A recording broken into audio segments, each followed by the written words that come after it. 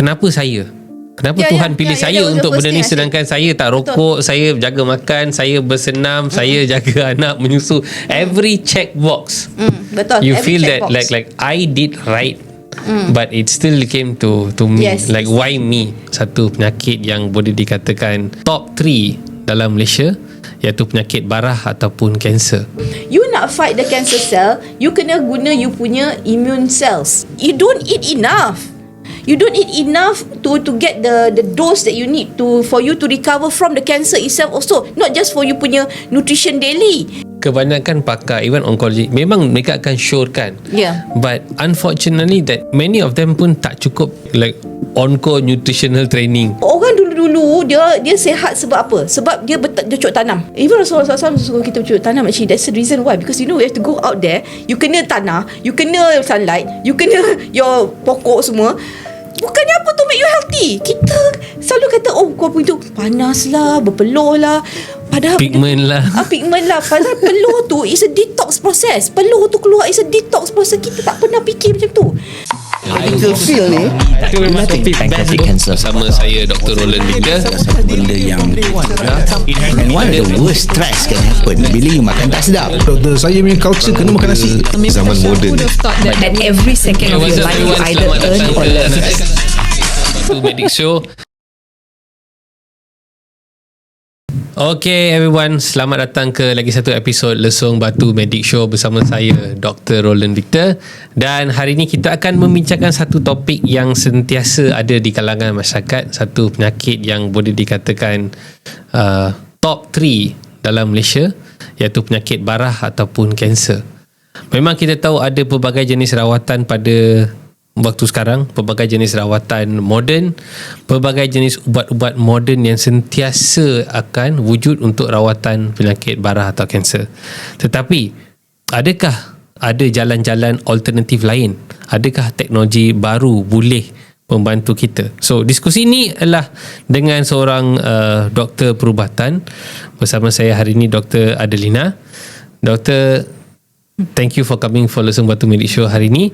Dan perbualan bersama kedua-dua doktor, antara Dr. Adlina dan saya, adalah perbualan sebagai satu di mana situasi di mana penyakit tersebut telah dirawati, dan juga journey ataupun perjalanan Dr. Adlina sewaktu mendapat tahu berita penyakit barah ni, dan apa yang doktor buat adalah hanya rawatan yang disediakan khusus untuk Dr. Adlina.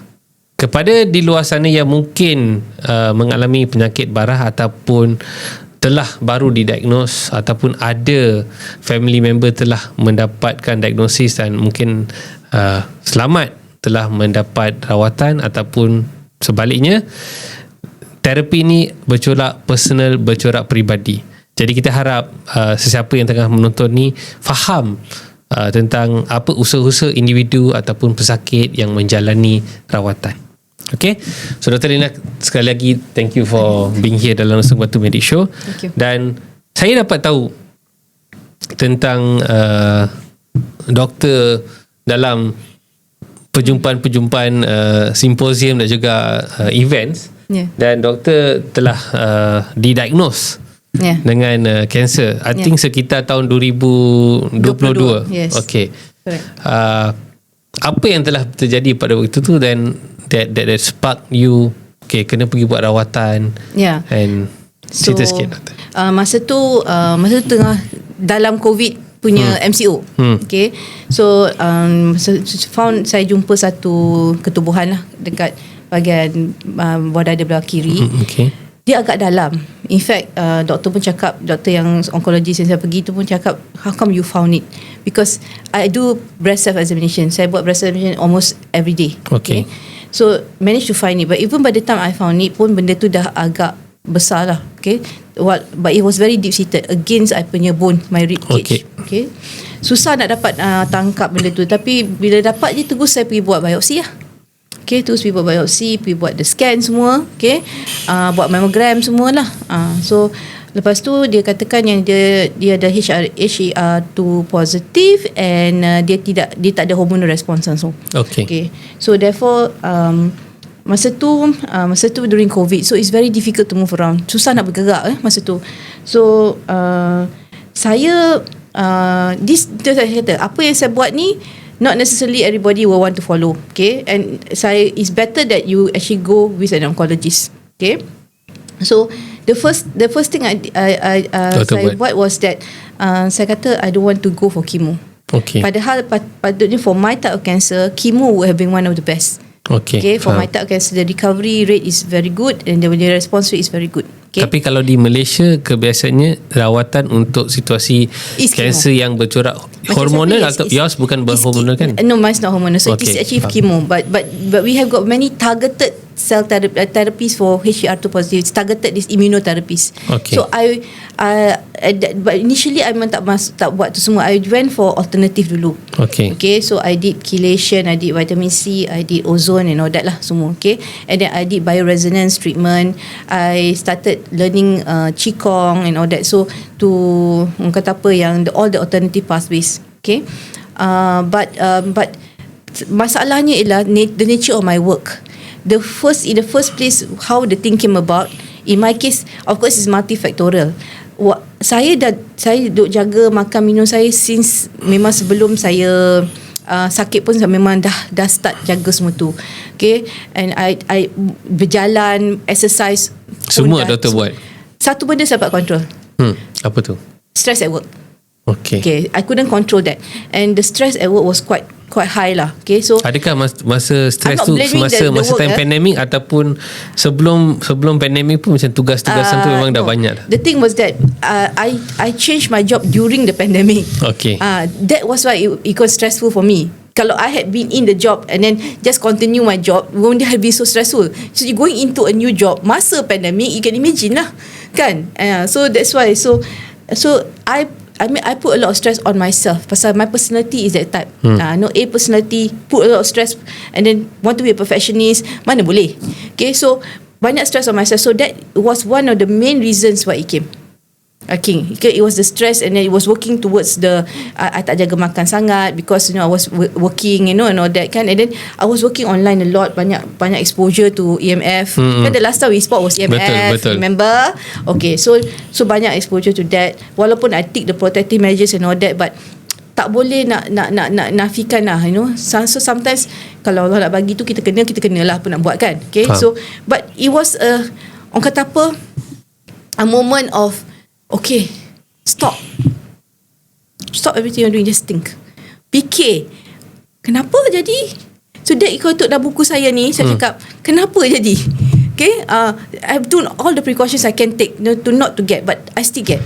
Nak katakan I didn't breastfeed, I breastfed 10 years continuously for children. Itu orang kata apa kan, penyusuan susu ibu kan will help you to prevent to get cancer. Betul. So this one was very, bila saya baca for my cancer is memang banyak stress related. So so I kata okay fine, tak apa.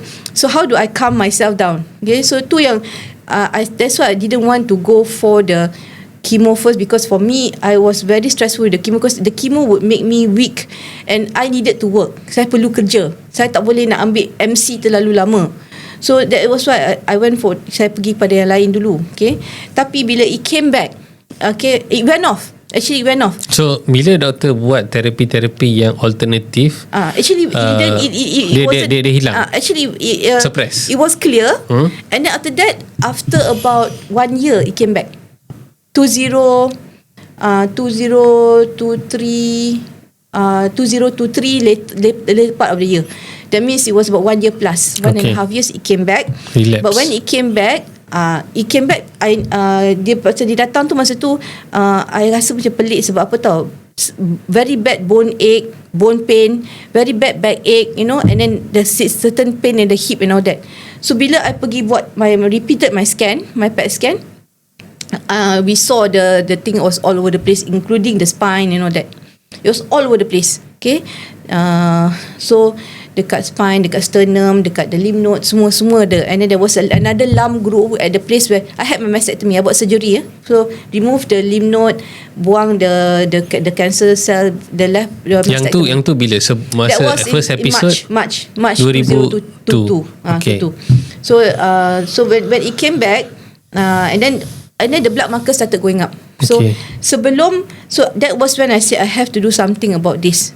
I kata kalau, so I kata that means I have, so before I pergi jumpa the oncologist in Melaka, my oncologist is in Melaka, what I did was that I went for umrah bulan Ramadan.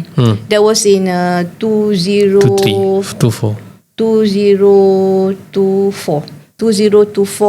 bulan March. Saya pergi buat umrah Ramadan. Alhamdulillah dapat buat 2 minggu and then came back. But when I came back, the markers went up. Okay, it was just a sign that God is saying, Allah kata, go and get yourself treated. Okay, it was just a sign. Okay, so I said okay. So I pergi get my first set of immunotherapy, targeted therapy. People call it still chemo, but it is actually immunotherapy, targeted therapy. Okay, uses ubat yang very expensive. Okay? Tapi ada tak ubat ni, saya ada 2 soalan sekarang. Ada tak ubat ni boleh dapati di Malaysia, satu, and kedua, kenapa doktor tak memilih untuk buat kemoterapi bila the relapse berlaku? Okay, you see the thing is like this. Actually, it was offered to me free chemo, but when he told me the side effect, I was very afraid of the side effect. I was not afraid of the side effect macam mual rambut semua. Buah rambut tak apa. Mual maybe I can handle it, but the bleeding tendencies tu, I was very afraid of that. Because I already have got microhematuria already. Okay. I mean blood inside the knee. Urine. And memang I have macam nasal bleeding apa semua tu, I do have that. So sensitif lah. a bit and then I have bleeding hemorrhoid some more, and then I was so scared of the bleeding tendencies, but because that part yang tu yang I do, and then of course the mual and all that will make me not be able to go to work. Okay, so like I said, I needed to go to work. So when I talked to my oncologist, my oncologist, Dr. Sanjeev in Melaka, Dr. Sanjeev said to me, okay, you got another option. That is immunotherapy is expensive. Do you have insurance? I said yes. Okay. So that's why in this book I stress, please, kalau you're healthy, buy insurance and get a very high coverage. Okay, so like my insurance, I know the coverage is about 1 million. Tapi dia ada limitasi every year 75,000 aja. And the Pasco shot, the one yang immunotherapy yang ambil ni, satu shot itself is already 25,000 ringgit ataupun dollars. Ringgit Malaysia. Okay, so that was one. So the thing was that dan seorang kena buat berapa shot? Tengok banding bercycle. 6. Tapi because obat ni is kiranya quite new here and tak banyak paper take, so dia ada dia punya offer lah. Sebab that one you got to discuss with the insurance, with the oncologist who will discuss with the company that actually sells that obat. Okay. So that they can come up with something. Sebab apa yang saya faham, katakanlah kalau premium insurance sekarang, mungkin dia ada limit. Okay, untuk certain disease setiap tahun ada limit. Tapi kalau cycle tu 6 kali cycle tu, so you akan sangkut. Betul. So like mine limit is 75,000 aja. So I walaupun premium dia 1 juta. Yeah. Tapi I can only do 3 shot aja. Okay. Jadi kena buat cycle tu macam bulan Disember buat 3 kali, bulan Januari tak nampak buat sekali lagi. So you see the problem kan. But my Pasco actually is not once a week. Mine is actually once every 3 to 4 weeks. Okay. So that means you got once one cycle is 6. That means the first 6 months sampai June. So just last week I finished my second cycle of 6. Second cycle of 6. So it's 12 lah. Dah double 12. So the next cycle starts in July. So July sampai December lah. Faham. So it's like that. And how many cycles your oncologist will determine for you. Okay. This is conventional, yeah. That means ia bukan alternatif. Okay. Faham. Tapi all the time that I was doing this, I supported myself with alternative therapy. The first thing yang I buat was that make sure that even the oncologist also told me, said make sure that your D3, vitamin D3 is okay. So you can do a blood test to find out. Okay. Number 2, vitamin C. Okay. Boleh buat vitamin C test kat sini. Vitamin C boleh, tapi mahal. 400 plus. Betul. Okay. Then the next one is vitamin B. But B kan, the ones yang kita ada B12. Yes. B17 orang tak pernah dengar. And then B17 banyak ada relationship dengan cyanide lah apalah. Tapi actually if Ayurveda medicine, dia orang actually recognize. Okay. So the thing is that kita kena banyak baca. So I kena banyak baca, I kena banyak tahu. And then I told myself, one of the things yang bila you kena the cancer, especially kalau cancer tu dah metastasized everywhere else, is that you lose your appetite. Dan dalam banyak yang tengokkan, banyak advice orang bagi dalam network yang ada lah, oh tak payah ambil vitamin, you makan je fruits dengan vegetable, you should be okay. You don't eat enough. You don't eat enough to get the dose that you need to for you to recover from the cancer itself also. Not just for you punya nutrition daily. You cancer tu you kena fight tu juga. They need more. Dia perlukan sistem ketenteraan yang cukup. Dia kena ada. You nak fight the cancer cell, you kena guna you punya immune cells. Your own body, your T cell kan, your T cells, especially your T cells, okay, especially your T cells, because dia ada killer, cancer killers. Tapi kalau you tak ada apa-apa nak buat the cancer, the T cell, you tak makan cukup untuk buat the T cell, macam mana? Betul. And then lepas tu badan you toxic pula tu, macam-macam you makan, ada metal toxicity lah, ni lah, apalah, dan ada macam-macam toksin kita ada dalam badan kita kan. So kita, I don't understand why you cannot say that people should take vitamins. Ambil lah. Okay, so dalam buku ni saya memang ada bagi tahu.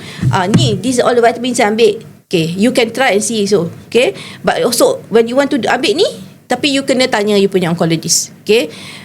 Then tapi problem. Okay, problem ni I nak sentuh sedikit. Betul. So, kebiasaannya kebanyakan pakar, even oncology, memang mereka akan syorkan. Yeah. But unfortunately that many of them pun tak cukup like on-call nutritional training. So for them it's like just take nutritional training. Memang I agree. So that's why saya kata, dalam buku ni saya kata you kena jumpa ramai orang, not just the oncologist. Dalam buku ni you akan siapa yang you kena jumpa, nutritionist yang ada oncology-nya background. Nutrigenetics, nutrigenomics. Okay, all those people yang tahu how to link your cancer with the food, bahan makanan dalam segi micro level, apa makanan tu akan buat kepada you punya cancer, okay, atau to your T cell so that you can fight the cancer. So you have to know all that. Tapi masalahnya kita nak belajar biologi balik semula. Even saya pun, it took me a long time, because you know why, I had to go back to learning biology to Basics. know, to understand what happened to me.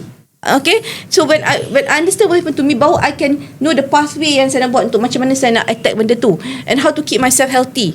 But one thing is that I didn't just go for immunotherapy. I also went to Taiwan. So dekat Taiwan is it is not like you kata CAR therapy, CAR T cells semua tak sama. It is actually he is an autologous adoptive targeted T cell therapy. So that means dia targeted to my cancer cell.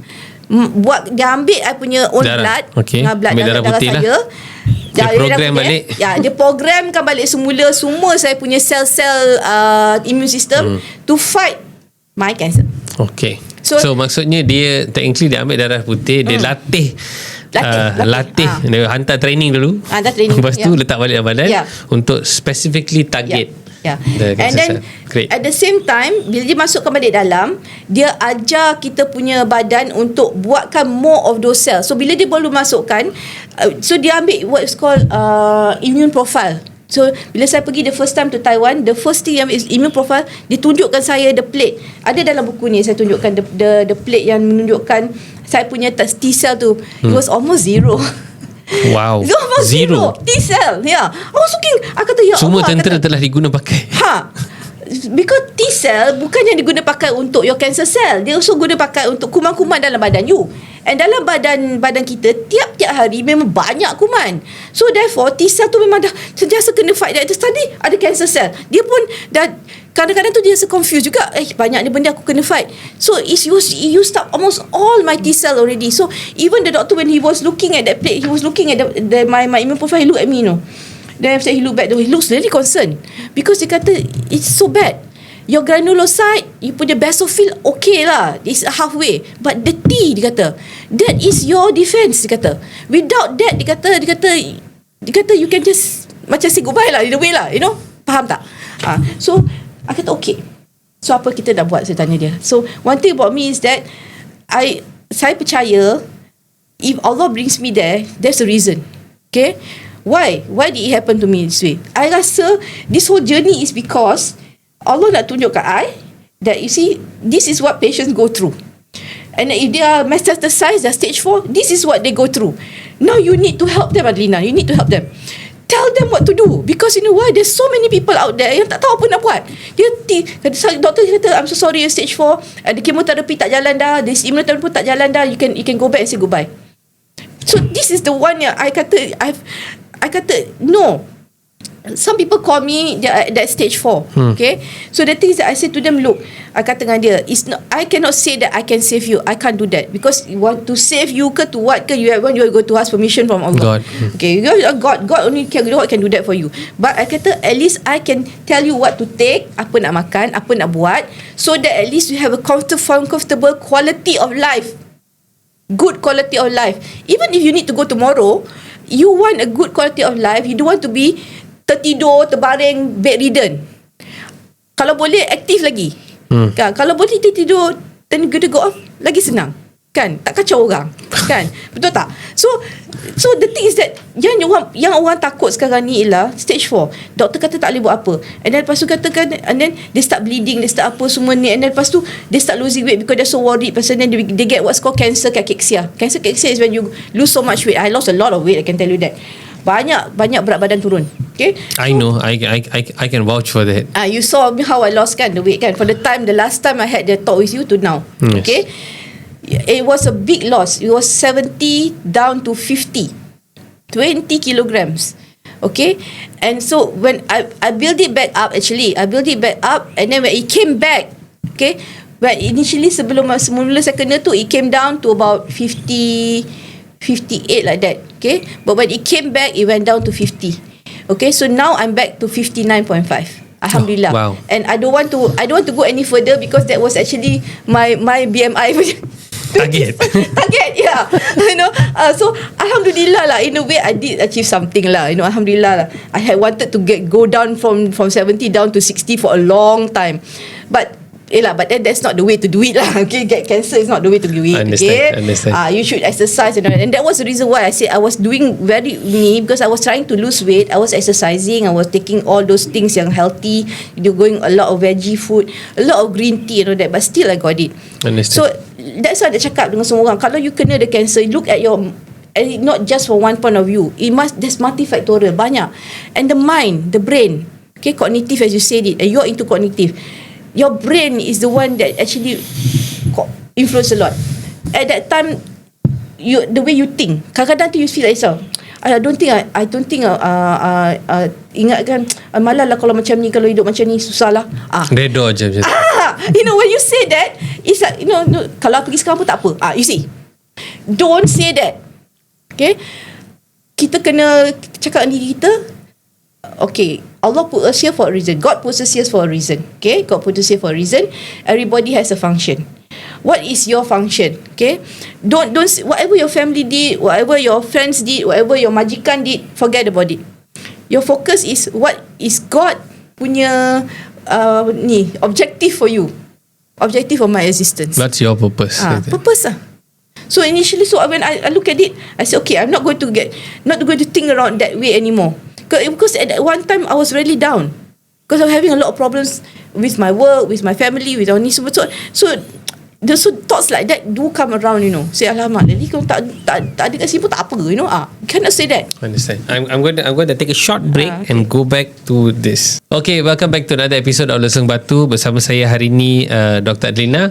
Kita tengah discuss tentang expression pengalaman pesakit melalui penyakit barah, dan I nak juga bagi tahu Dr. Adlina akan melancarkan buku pertama dia, Cancer, A Journey of Hope and Healing, yang doktor dah terbitkan, akan ada di pasaran tak lama lagi. Sekarang ni kita orang tengah accepting pre-orders, pasal kita tengah nak tunggu dapatkan the ISBN number, tapi insyaAllah lah within these 2 weeks ni akan produce ada buku. Great. Nanti kita akan pamerkan mana nak dapatkan. I nak balik kepada perbincangan kita, faktor emosi dan psikologi. Bila seorang dapat tahu mereka ada penyakit kanser barah, of course emotionally down, dan macam apa yang doktor katakan, kenapa saya? Kenapa Tuhan pilih saya untuk benda ni sedangkan saya tak rokok, saya jaga makan, saya bersenam, saya jaga anak, menyusu, every check box. Betul. You every feel that box. like I did right, but it still came to me. Yes. Like why me? Why me? Yes. How was the emotional and psychological thing? Bukan hanya dari segi personal, tetapi the surrounding people, the family, the friends, the colleagues, the associations, the workplace that you do it. How was that? Yeah. Okay. So basically, when you first get, I guess it's everybody will go to a state of denial first. Okay. How come? Yeah. You take everything right. Why you think you did everything right? Okay. Kenapa kena? So yang you cakap tadi, memang dalam buku saya pun saya cakap sini. Why me? Kenapa saya? Okay. What should I do next? Apa patut saya buat sekarang ni? Okay. Who do I talk to about this? Siapa saya bercakap? Okay, mengenai ini. How do I overcome this? Macam mana saya nak get rid of the problem? Okay. Then where do I get help? Kepada siapa? Okay. Why do I sometimes feel that I'm alone? Kenapa dalam this journey kan dia rasa macam seorang? Okay. So to the answer to this question is that number one is that I think you kena buatkan your mindset tu. Number satu is that a lot of people they go into panic. So they start orang kata apa they start orang kata apa, yelah, some of them will not go to the doctors first, some of them will just listen to what other people have to say first, then after that comes a lot of advice from a lot of people yang you tak rasa macam apa kena lah, banyak sangat macam-macam, orang ni suruh ambil tu, orang ni suruh ambil ni, orang suruh ambil ni, apa kena. So jangan buat itu semua. So if you have cancer, the first thing you do is see an oncologist. Okay. Now the oncologist and resource tu satu benda. Resource bukan hanya dari segi resource nak pergi jumpa siapa satu. Cost. Yes. Kita dah tahu dengar perkataan C ni cancer, perkataan betul. Cash yang keluar. Banyak. So the thing is that the cancer is actually the costing is actually quite expensive lah kalau you go for a private lah. Okay, tapi we have cancer negara, institut cancer negara. So that one you can always go there, but there is a big long line, panjang. Kadang-kadang nak dapat appointment pun takes a long time. Okay, but they have their own triage. So that means they want tengok you what stage apa semua. They do have their own way of doing things. They do a very good job. Okay, so kalau you don't have cash, you want to you go that way. But if you have cash, you have money, and you have got connections and friends and insurance, then you go for private. Private pun dia ada banyak level. Dia ada yang not so expensive, okay, because so you can go for those places. Okay, tak payah pergi yang the high class punya private pun tak apa. You know, the levels that you can afford. Okay, you need to trust and work together dengan oncologist. Yes, that's the first thing. The thing is that in the mind, okay, as you say, emotional tu wise tu memang banyak problem. The panic state tu actually is very troublesome. You cannot sleep at night. That's how you lose your appetite. You tak nak makan, you rasa risau. Okay, I think that week yang I was diagnosed with cancer alone, I think that week alone I lost about 2 to 3 kgs because I couldn't eat. I tak boleh nak makan. Every time nak makan rasa risau. So tak boleh nak telan after. So if you do get it, my advice is that mula-mula sekali calm down. So if you cannot calm down by yourself, contact groups yang boleh help you. So I had a friend who had cancer who actually introduced me to the cancer network. Okay, cancer network ni is one group, can work they call it. There's a one network, and they visited me when I had my operation done. That second week yang I had the cancer diagnosis, they came and saw me. 3 of them came to see me and gave me a book. Okay, and from that book tu ada macam-macam dalam tu lah, psychological apa semua ada tu. But I actually also saw a hypnotherapist also. Hypnotherapist for my problem. Dia orang actually help me to calm down. Okay, they use the lean wall method, okay, of hypnotherapy, and they actually help me to calm down. So you can see a psychologist, okay, ataupun hypnotherapist, ataupun you can go and see kata apa, people yang deal with healing. Tahu healing? So this macam for example, because these people do healing ni, they also can calm you down, talk you down, calm you down. So you got people like Reiki healing, Theta healing. Okay, these are all things. Okay, you can go for that. So, for the Muslim people, you can talk to the orang kata apa, the people who deal dengan orang yang kena kanser, ustaz-ustaz yang deal with this, so dia pun boleh help you to calm you down, because there's a lot of things. So that's the thing. So the thing is that the mind is a very big component here. Component. So I went for this what's called release and step into your power of healing program, Lingua method. Okay, these are actually good friends of mine. So this method actually helped me to actually look back and see what are the things that are getting me into having this the cancer that is from my past. That means events that happened in my past, okay, in my life, okay, has contributed in a way to why I get the cancer. This is what we define today as like an epigenetic imprint. Yes, imprint. Maksudnya apa benda yang telah berlaku dalam even in the past, kita dalam dia dah masuk ke dalam our genetics and dia mempengaruhi. Tetapi doktor, I just want to ask you juga dari segi complementary therapy, seperti macam sunlight, you did a lot of pergi to nature. Okay, sangat penting dan macam mana benda tu membantu you. So the second thing yang buatkan I rasa that the cancer came was because masa MCO tu saya duduk dalam rumah banyak, jarang keluar, dan kalau I buat pun kat dalam compound rumah, not enough. Usually you have to walk around. Kalau eloknya, kalau you boleh dapat that 10,000 steps, 10,000 step tu langkah, kalau boleh dapat lagi elok. But dalam MCO tu, pasal banyak saya punya teaching was online, saya kan lecturing kan, so saya banyak teaching online. Saya kadang-kadang tu pagi start pukul 8, so lepas subuh tu tak pergi jalan, and then petang dah habis pukul 6, lepas tu tak pergi jalan lepas tu. So that is contributed to it. Kalau boleh, kita boleh buat setengah jam tiap-tiap hari pergi jalan, sama ada pagi atau petang, okay, dapat at least about 4-5,000 step. That will help a lot, sebab kita dapat vitamin D3 daripada the sunlight. So it's the morning light is very very good. And orang kata apa, there is a reason why kita kena pergi into the sunlight. Okay, kita kena pergi. And even kita punya, even Rasulullah SAW also practice a lot of walking and pagi-pagi berjalan and all that kan, and also percaya pasal cahaya, you know, nur, cahaya. That means cahaya tu daripada mana? It's from the sunlight lah. So all this thing about cahaya, light coming in, nur, all this thing is all to do with what God has given us. God has given us sunlight. God has given us the trees to bring out the oxygen. It's so simple. Go out there where there's a lot of trees, in the sunlight, walk. Tak nak walk, okay, tak apa, tak nak walk. Then buat qigong ke apa ke, tai chi ke, duduk sana sekejap pun tak apa. Tak apa. Duduk. Okay, duduk, buka kasut, duduk on the floor, grounding, duduk on the ground, buat grounding sekali. Lagi elok. So orang dulu dia sihat sebab apa? Sebab dia cocok tanam. Okay? Even Rasulullah SAW suruh kita bercocok tanam. Actually, that's the reason why. Because you know, we have to go out there, you kena tanah, you kena sunlight, you kena your pokok semua.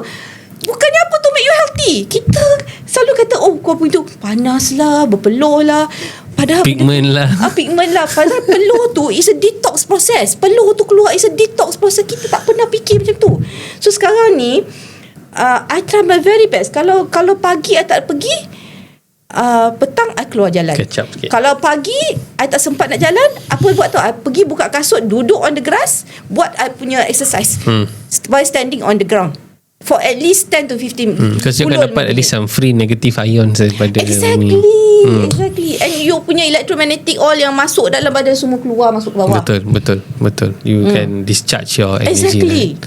And so you mentioned yang satu benda yang saya heran dan saya kagum, that semasa doktor melalui this whole journey dalam rawatan yang doktor ceritakan dalam buku pun, you masih sempat bekerja. Yes. And you have kids, you have family, and this, I mean, super. It's fantastic to see that you did that, and how was the company or organizations that you work in, you lecture and stuff, how supportive are they? Because a lot of companies, bila dengar patient ada isu-isu ni, dia terus cuci tangan. Because why? This individual ni dia akan tak dapat masuk kerja, tak akan continue. And I had even a discussion with a medical doctor yang kerja dalam sistem perkhidmatan awam, and he was very young, 30 something, diagnosed during pandemic time, At one point, the head of department said to him, "You know what? You can go Just like because you can apply for your scheme bersara awal." that. Because you cannot, because you are just taking the seat, and I'm lack of People who can work. So he actually applied and he got it, and he left the system. So now he's also advocating on cancer work in Malaysia. Ya ilah. Medical doctor tau. Okay. How was your support? Okay, so I work at IMU University. Okay, I'm teaching in the Masters in Business Administration, Healthcare Management, and the Bachelor's in Business Administration and Healthcare Management program. These are new programs actually. Okay, the MBA was actually a very new program, and I came in to help them with that program actually lah. Okay, but they have been very supportive. Okay. Whenever I put in for MC ke apa ke kan, it's almost immediately you get the answer that the support is to the point of I don't think any other majikan buat lah. So when I had my mastectomy, they even sent flowers, a fruit basket, So it really cheered me up, to see that there's a lot of support from there. The HR people were just fantastic.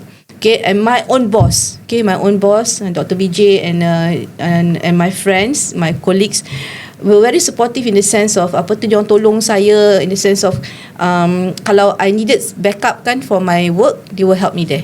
Okay, so my own lectures apa semua tak ada masalah, carry on macam biasa, tak ada masalah. Kata apa, I think it's because the organisation is a medical institution, and learning. So it's a bit different from a working, orang kata tempat yang you bekerja and it's medical based, like hospital lain. Profit driven. Lain. So dia pun profit driven. Everybody is profit driven. Business mesti profit driven. But the thing is that dia bagi you leeway. I think it's also because there are other people who also had the same cancer like me. Okay, in the organisation itself. So when they give them the leeway, they actually recovered. So that was what happened to me. I actually recovered quite well and quite fast.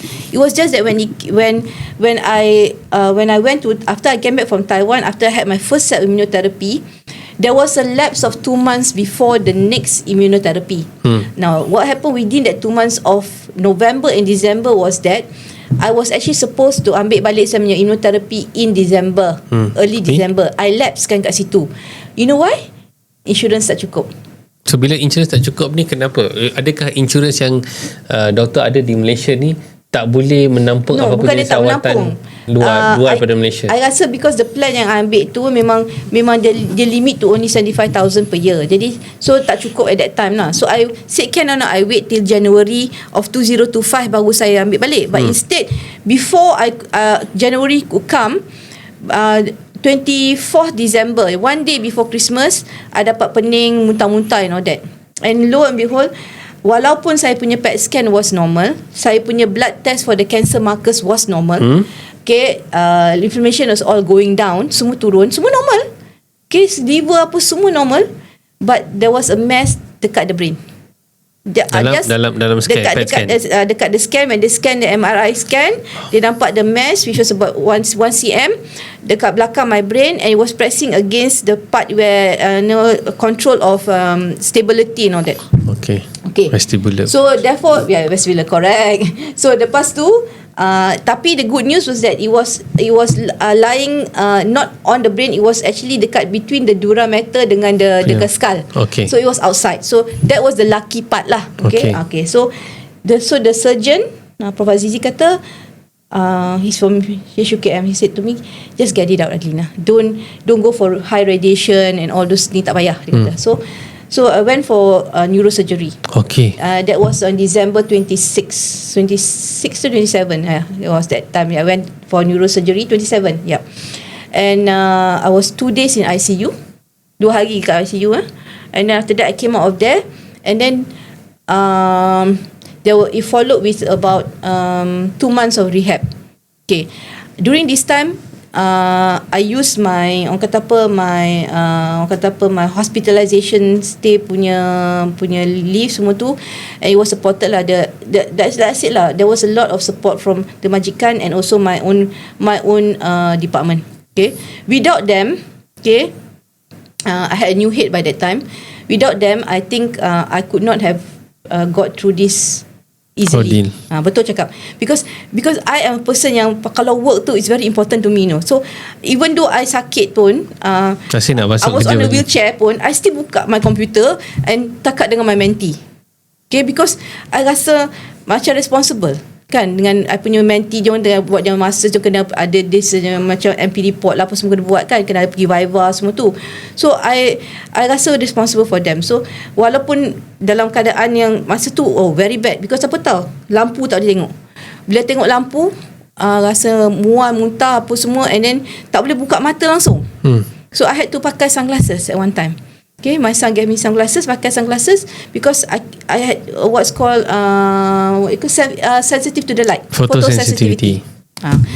Okay, so the thing is that lepas you get these sort of things, and then blood test apa semua normal tapi still ada. Okay, so that was why then the oncologist said to me, you should have just gone for your second set of the six doses of immunotherapy. Okay. Now the one dekat Taiwan bercakap dengan I, you should just come and go and continue your ACT. But I said to the Taiwan one, I said, can you hold first? Actually asked me to come back immediately, but I started back immunotherapy bulan 2 tahun lepas. This year I started back bulan 2, baru habis ni yang the 6th one. But Taiwan one asked me to go, but I was told not to go on the plane for 6 months. So I can only go now, June. I thought you would have sailed. Go on the boat. Yeah. That was a good idea. But then the boat pun rocking. Seizing nanti. Nanti silau dengan air laut. Betul. So the thing is that the good news is that lepas saya buat 3 of the immunotherapy, I repeated the PET scan. Is again it came back normal, tak ada apa-apa. Only thing is that I don't have to do an MRI unless I got symptoms. So as it is right now, everything is stabil lah. Tapi like I said lah, I have to continue being vigilant. Tak means tak boleh nak main-main makan, tak boleh nak main-main lupa nak pergi jalan, tak boleh tak boleh nak make the stress to make. Sekarang ni kalau ada stress ke apa ke, I just breathe. Orang kata belajar bernafas. Nafas dalam, let it go. Okay, nafas dalam, let it go. Saya dah belajar how to. So you think that you are this whole journey membuatkan you rasa lebih a calmer person that you were? I have to be. Terpaksa. Have to. Okay, if I don't become a calmer person, then lain benda akan jadi. So I have to become a calmer person. So I try not to make anything upset me lah. Kalau even if it is family ke, if it is work ke apa ke, I try not to make it upset me. I try and make friends with everybody. Okay, and then anybody who approaches me, I try and help. Senang aja. So my principle ialah sekarang ni macam ni. I tulis buku ni bukan for myself. Okay, that is why the buku ni I didn't take sole authorship. I can self-publish buku ni. Instead, I gave the book to an institution in my life center, one of my friends. Because why? I feel that I want the book to carry on even if I'm not around. So you can actually edit and add. Okay, and then you can edit the book at any time you want. Okay, so it is for future usage. For future usage, yes. There is so many chapters in here yang saya rasa akan tolong banyak orang. Especially kalau orang tu dia kena and then dia tak tahu apa nak buat. That's why you tengok kat depan tu kata, for every there's nothing more we can do, there is still you. You can still do something. Okay, so that is why all those things are there. Okay. Hope is not a prescription, it's a choice. It's a choice. True. And when we look at choice and we see our current status kesihatan dekat Malaysia ni, memang kita tahu kanser ni memang semakin lama dia akan ambil top spot. Kita tahu semua perangkaan yang keluar by 2030, the numbers akan sangat-sangat tinggi. Kita tak boleh mengharapkan macam setakat mengharapkan sistem perkhidmatan awam, IKN, everything. Memang setiap tahun bajet ni akan terus naik dan terus naik dan terus naik. Tetapi patient dia berlipat ganda. Seperti katakan tadi, waiting list walaupun boleh dapatkan rawatan yang mungkin sangat bersesuai dengan kos, tetapi waktu temujanji tu sangat lama. Beban doktor semakin lama semakin meningkat. What other things? Ada tak cara-cara lain yang kita kena fikirkan untuk future mengenai masalah ni, that individu semua kena ambil inisiatif sekarang je? Ambil tanggungjawab kepada kesihatan sendiri. That's all. Okay, that's all. You have to Be responsible. bertanggungjawab. Be responsible. Janganlah pergi makan tiap-tiap hari pergi makan benda-benda yang berminyak. Okay, jangan makan terlalu Don't banyak. bring stress to yourself lah. Tu Jangan je buat lah. teh tarik apa semua, jangan makan banyak sangat. Okay, so you know what I mean. So you bila you nak do something, okay, nak makan ke ataupun something nak buat ke, you fikir dulu, is this going to harm me in any way physically wise? Okay, jangan terlalu ikut nafsu. Kan, kalau nampak nasi kandang banyak ni, makan nasi berpelit-pelit, jangan. Okay, jaga all those things. Dalam buku ni ada cakap pasal puasa pun ada dalam ni, intermittent fasting ada dalam ni, and then also at the same time dia cakap dengan you apa makanan you can choose to make it healthy. Memang kadang-kadang tu kita tak boleh tiap-tiap hari nak makan Benda sama, terlampau sihat. Somebody told me, Terlampau okay, sihat. the first advice saya terima sebenarnya, bila saya kena cancer, saya tak nangis tau. Saya tak nangis bila the diagnosis cancer. You know when I rasa I nangis? Bila mana the first person yang saya jumpa, who is actually an alternative practitioner, cakap dengan saya, Adlina, you tak boleh makan daging. Okey lah, daging tak makan pun banyak pun anyway. Okay, daging-daging semua tak boleh, tak apa. Ayam pun tak boleh, telur pun tak boleh, ikan pun tak boleh. I dah kata, dah macam you kata you kena pergi vegan. That means you kena pergi full jadi No, I don't agree with that all the time.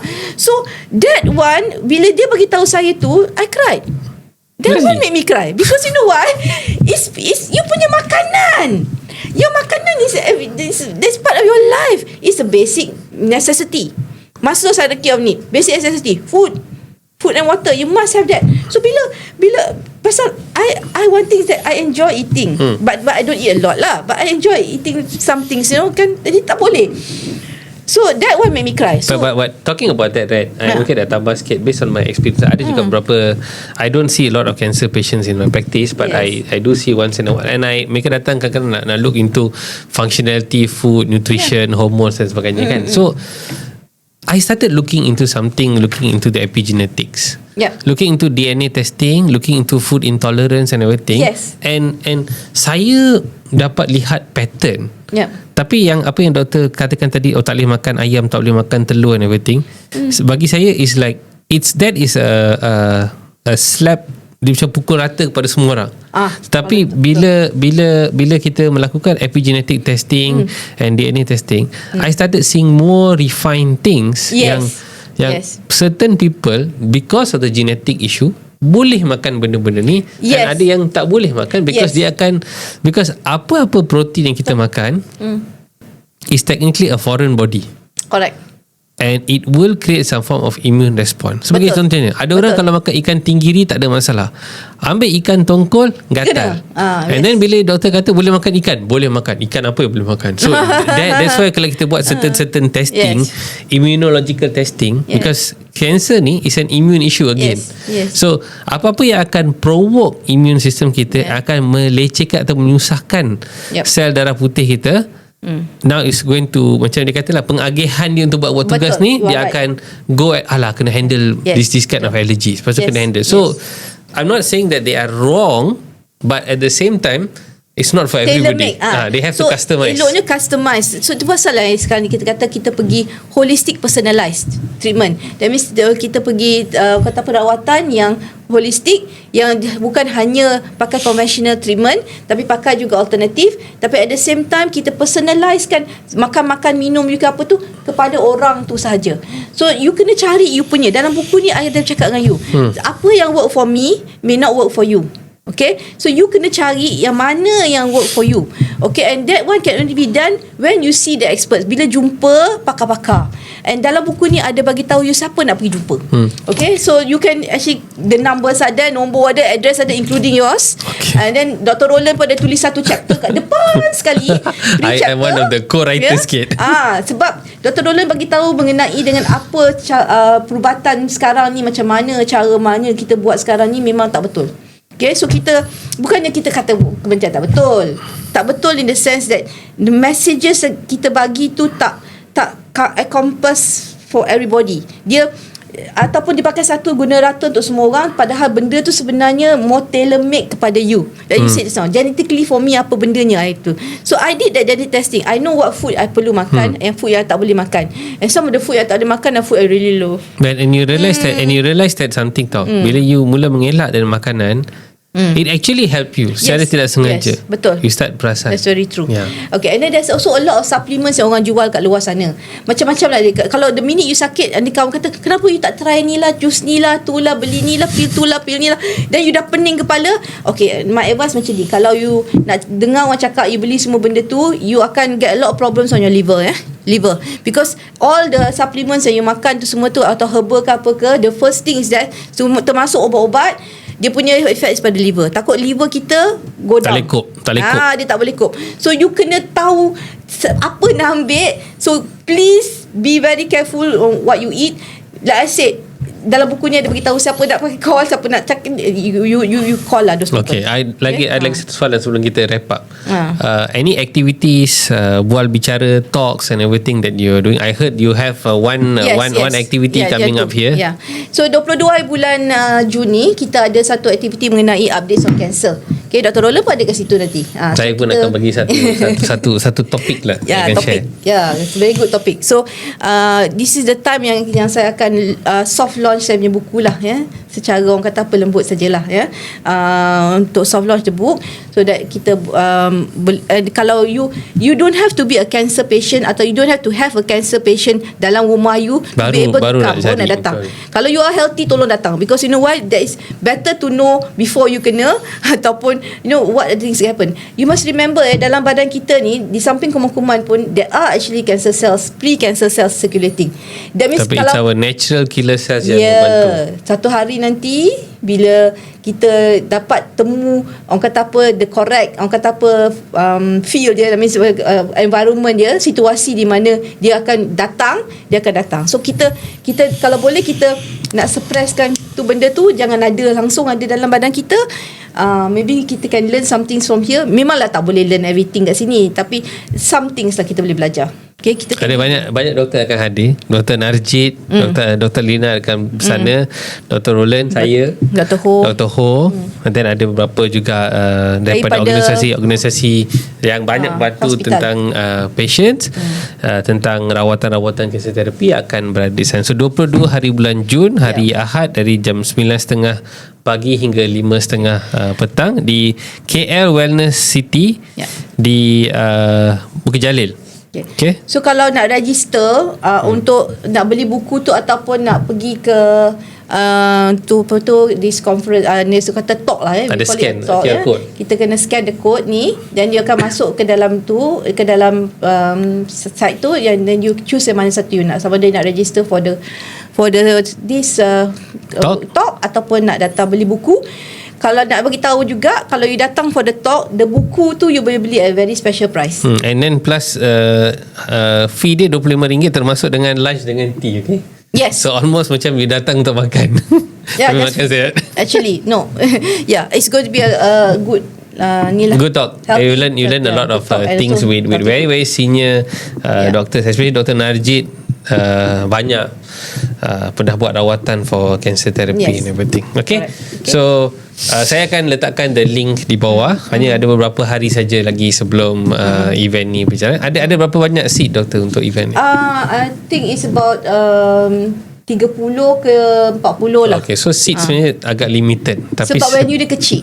Okay, faham. Okay, so once again, doktor, terima kasih kerana datang ke Leesung Batu hari ini. Bagi saya, kepada semua yang tengah menonton, anggaplah perjalanan Dr. Adlina is, saya kata, bercorak peribadi, tetapi usaha untuk cari solusi, itu yang paling penting. Kadang-kadang ada banyak penyakit yang akan datang kepada kita tak minta pun. Betul. Kalau kita cuba buat sedaya upaya, tetapi benda tu datang, and kita kena sometimes redha towards it and cari jalan penyelesaian. Because bagi saya, rawatan ni memang sentiasa ada penawar. Ya, betul. Tetapi kita nak berusaha untuk cari penawar tu sedaya upaya kita. Okay. Sekian untuk episod Leesung Batu kali ni.